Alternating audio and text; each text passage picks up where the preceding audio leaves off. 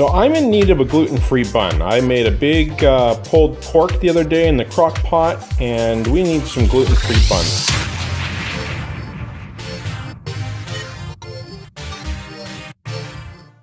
I used a recipe a couple of years ago that was based primarily on almond flour. This one includes a little bit of cup for cup. So we've got a half cup of almond flour. This is blanched ground almond flour. 2 eggs, a half a cup of cup for cup flour, something that contains some xanthan gum.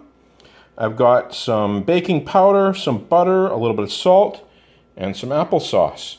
So we're going to combine everything in our bowl and throw these into some ramekins of all things. This is going to give us the right shape and size for buns.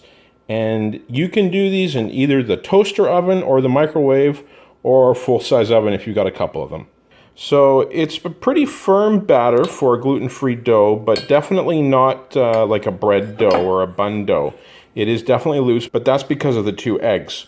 All right, so let's spray our ramekins with some nonstick spray, and we'll portion our dough and get this into the toaster oven. So here's what they look like before they go into the toaster oven at 350. All right, so here they are out of the oven. It's been about 15 minutes, so we're gonna let them cool a little bit and then break them apart and see what they look like inside. Okay, and here it is cut up and cooled down. I think next time I'll probably line my ramekins with some parchment. Even though they were greased, the larger of the 2 stuck pretty bad. But look at how well it rose. I mean, that's some serious height for just a bit of baking powder. And you can see the texture here. I mean, it's pretty light and airy. There's actually quite a few air pockets in it. Quite a bit better than anything I've ever gotten out of the freezer case for gluten-free buns, that's for sure. And it's a fantastic size. So we're gonna serve this up with some pulled pork and see how it works. So here I've made half a bun up as a pulled pork sandwich. The bun has a bit of a biscuity texture to it, which is fine. It doesn't have any of the sweetness from the applesauce. So I'm really impressed with this. Definitely for the ease and the cost of putting this together. I mean, it was 15 minutes in my toaster oven and 5 minutes to mix it up. You're going to be pretty hard-pressed to beat this recipe. This was really impressive.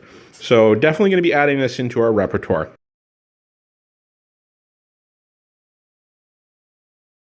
So this is the next evening, and I decided to give this another go. Exact same recipe, but instead of putting it into the toaster oven at 350 for 15 minutes, I put it into my microwave for 5 minutes on high. And I've put it in my toaster oven afterwards to toast it up. It turned out fantastic. Saving about maybe 7 or 8 minutes off the total cooking time, since I'm putting it in the toaster oven to toast it anyways. So instead of 15 minutes, it's cooking for 5 minutes plus another 3 or 4. But my goodness, I'm blown away. You would never know that this was cooked in the microwave. Definitely give this a shot.